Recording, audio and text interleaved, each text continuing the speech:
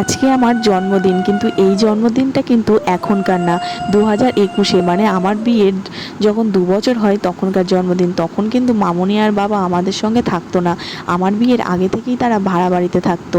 কিন্তু হ্যাঁ, এখন কিন্তু মামনি আর বাবা আমাদের সঙ্গেই থাকে, কারণ আমরা কিন্তু তাদেরকে আমাদের সঙ্গে নিয়ে চলে এসেছি।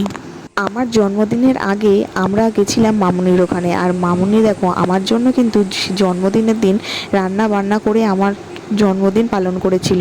আর এই ভিডিওটা কিন্তু আমি করেই রেখেছিলাম, কিন্তু তখন আমি কোনো সময় পোস্ট করিনি কোনো জায়গায়।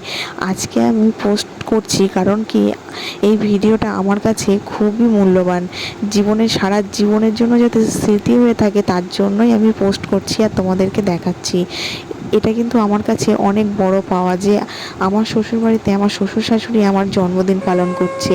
আর দেখো আমি যা যা খেতে ভালোবাসি আমার বর কিন্তু সব কিছু গুছিয়ে এনে দিয়েছিল, আর সবটাই মামুনি নিজে হাতে রান্না করেছে, যেমন মাছের মাথা, খাসির মাংস, মাছের ঝোল, চাটনি, পায়েস আর 5 রকম ভাজা, তার সঙ্গে মাছ ভাজাও ছিল।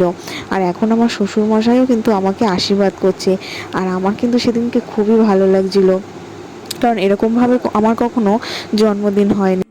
বিয়ের আগে কিন্তু আমার বাড়িতে কোনো টাইমই এরকমভাবে জন্মদিন পালন করা হয়নি। বিয়ের প্রথমবার যখন বিয়ে করে এখানে আসলাম তখনই আমার বর আমাকে সারপ্রাইজ দিয়েছিল, আর দ্বিতীয়বার মামুনি আমাকে এরকমভাবে সারপ্রাইজ দিল, খুবই ভালো লাগছিল। আর দেখো তারপর কিন্তু আমার বরমশাইও আমাকে আশীর্বাদ করছিল, আর তখন যে আমার কতটা হাসি পাচ্ছিল তোমাদেরকে বলে বোঝাতে পারবো না। তোমরা আমার মুখটা দেখলেই বুঝতে পারবে যে আমার কতটা হাসি পাচ্ছিল যে আমার বর আমাকে আশীর্বাদ করছে।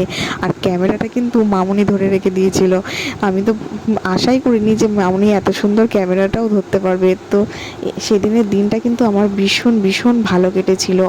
আর তোমাদের ভিডিওটা কেমন লাগলো অবশ্যই কিন্তু কমেন্ট করে জানিও।